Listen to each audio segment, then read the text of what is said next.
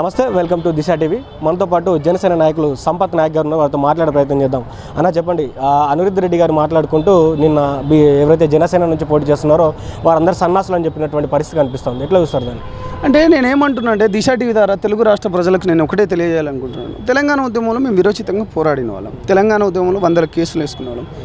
ఇలా పవన్ కళ్యాణ్ గారు ఎవరికి టికెట్లు ఇచ్చిండు? మెజారిటీగా బీసీ, ఎస్సీ, ఎస్టీ బిడ్డలకు ఇచ్చిండు.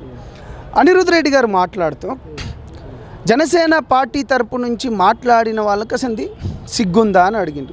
అంటే ఇప్పుడు అతను ఎవరిని కించపరిచినట్టు? దళిత బిడ్డలను, గిరిజన బిడ్డలను, బహుజన బిడ్డలను కించపరిచినట్టు కాదా?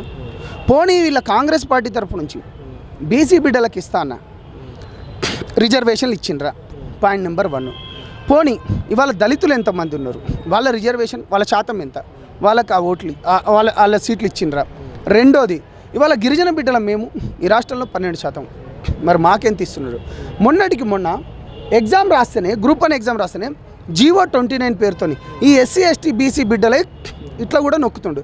అంటే మమ్మల్ని ఆ పార్టీలో మాకు టికెట్లు ఇవ్వరు, ఈ పార్టీ తరపు నుంచి ఈ బడుగు బలహీన వర్గాలకు టికెట్లు ఇచ్చి ప్రోత్సహిస్తున్న మమ్మల్ని, మాలాంటి బిడ్డల్ని నువ్వు ఇలా కించపరుస్తానంటే అనిరుద్ధ్ రెడ్డి, నీ ఏం అహంకారంతో నువ్వు మాట్లాడుతున్నావు ఇలా?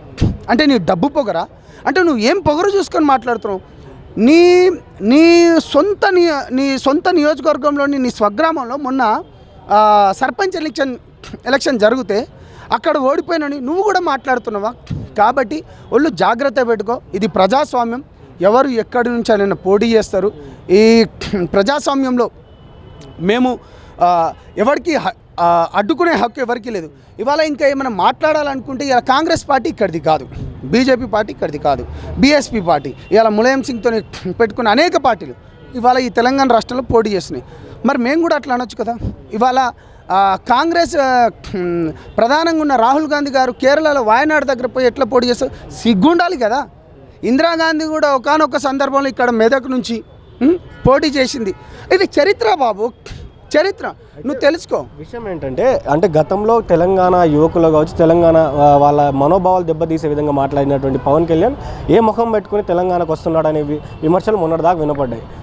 దీనికి ఏం చెప్తారు? నేనేమంటున్నానంటే, కేసీఆర్ గారు తెలంగాణ వచ్చుడుతోనే 1000 నాగలతోని దున్నుతా అన్నాడు. దున్నిండా?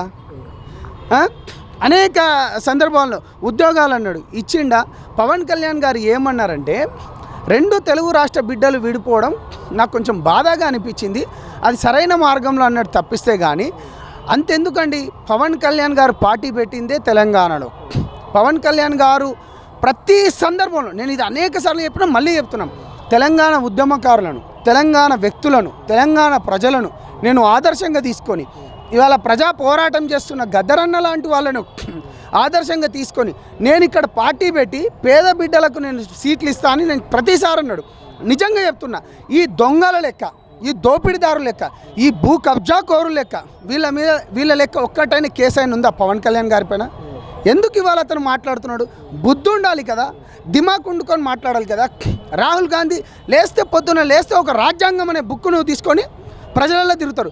బుద్ధి ఉండాలి కదా, సొయ్యి ఉండాలి కదా. రాజ్యాంగం ఎందుకు పట్టుకొని నీకు అసలు రాజ్యాంగం ఏం చెప్తుంది? నీకు రాజ్యాంగం ఇదే చెప్తుందా? కాబట్టి నేనేమంటున్నా అంటే, నీకు రాజ్యాంగ విలువలు తెలియకపోతే, నీకు రాజ్యాంగం పట్ల అవగాహన లేకపోతే నువ్వు ఉస్మానియా యూనివర్సిటీకి రా, నా నెంబర్ తీసుకో, నా దగ్గరికి రా, నీకు నేర్పిస్తా.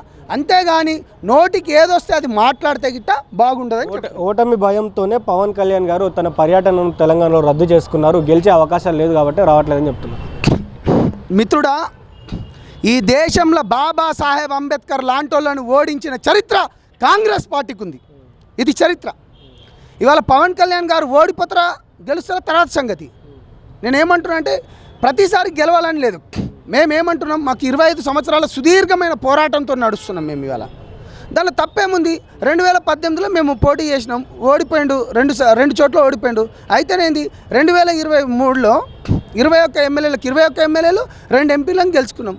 ఏమైంది దాంట్లో?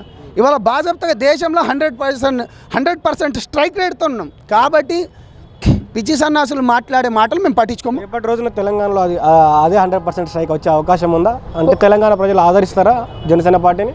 రాజకీయంలో శాశ్వత శత్రువులు, శాశ్వత మిత్రులు ఎవరు అనేది ఉండదు. ఇవాళ ఉన్న ఓడలు రేపు బండ్లు కావచ్చు, బండ్లు ఓడలు కావచ్చు. మేము ఏమంటారంటే పోరాడతాం, ప్రజల తరపున నిలబడతాం, కొట్లాడతాం. మీరు నిలబడ్డటువంటి ఏవైతే 336 స్థానాలు ఉన్నాయో కొన్ని చోట్ల కూడా మీరు బీజేపీ పార్టీ గెలిచేదానికోసం కూడా నిలబడ్డారు. అక్కడ పార్టీ కొద్దిగా ఎడ్జ్ ఉన్న సమయంలో కూడా మీ అభ్యర్థులను పెట్టి ఓట్లు గెలిచే ప్రక్రియ కూడా కొనసాగుతుందని కొన్ని కామెంట్స్ వస్తున్నాయి. అన్న నేను ఏమంటున్నా అంటే రాజకీయ పార్టీ పెట్టుకునేది మేము పోటీ చేయడానికి, మేము ఇంట్లో వచ్చి కూర్చోవడానికి కాదు. మా కూటమి ప్రభుత్వం మేము అలయన్స్లో ఉన్నా కానీ ఇవాళ మమ్మల్ని నమ్ముకొని వచ్చినాయి. ఇటువంటి నూనూగు మీసాలు ఉన్న వాళ్ళను, ఇటువంటి వాళ్ళని బయటికి తేవాలనుకున్నప్పుడు డెఫినెట్గా మాది రాజకీయ పార్టీ, మేము కూడా పోటీ చేస్తాం. కూటమి అనేది అది మా పార్టీ పెద్దలు చూసుకుంటారు. డెఫినెట్గా ప్రజలలో ఉంటాం. అంటే కూటమి ప్రభుత్వానికి ప్రచారం చేయాలా లేకపోతే జనసేనకి ప్రచారం చేయాలని ఒక ఆందోళనే పవన్ కళ్యాణ్ గారు తెలంగాణకు రాలేదంటున్నారు. మేము ఎక్కడ ఆందోళన చెందుతలేము, ప్రజలు ఎక్కడ ఆందోళన చెందుతలేరు. మా పార్టీ వాళ్ళు మంచిగా ఉన్నాం, బీజేపీ పార్టీ వాళ్ళు మంచిగా ఉన్నారు. మాకు ప్రత్యర్థులకి ఎవరైతే ఉన్నారో ఈ పార్టీకి అసలు డిపాజిట్లే రానోళ్ళు అన్నారు. మరి డిపాజిట్ రానోళ్ళ పార్టీ గురించి నీకెందుకు రా భయం? మీకెందుకు భయం? మీకు అసలు భయమే ఉండదు కదా. డెఫినెట్గా నేను ఏమంటున్నానంటే రానున్న కాలంలో ఇటువంటి యువతతో బృహత్పరంగా పోటీ చేస్తాం. జనసేన పార్టీని ఒక ఆంధ్ర పార్టీగా ప్రచారం చేస్తున్నటువంటి పరిస్థితిలో తెలంగాణలో ఇప్పుడు మీరు ఆల్రెడీ మున్సిపల్ ఎలక్షన్లో తిరుగుతున్నారు కదా, పార్టీ ఎలా ఉంది? అంటే పార్టీకి సంబంధించినటువంటి రెస్పాన్స్ ఎలా ఉంది? అన్న ఇది నేను మళ్ళీ చెప్తున్నా, నేను మళ్ళీ చెప్తున్నా, ఇది ఆంధ్ర పార్టీ కాదు. భారతదేశంలో రాజ్యాంగం ప్రకారం ఎవరు ఎక్కడైనా పోటీ చేయొచ్చు. పవన్ కళ్యాణ్ గారు తెలంగాణ మూలాలను పట్టుకొని, తెలంగాణ యువతను పట్టుకొని, ఇక్కడ ఉన్న ఉద్యమ స్ఫూర్తిని పట్టుకొని ముందుకు పోతున్నాడు. కాబట్టి డెఫినెట్గా చెప్తున్నాం, ప్రజలలో ఉంటాం, ప్రజల కోసం కొట్లాడతాం. Thank you.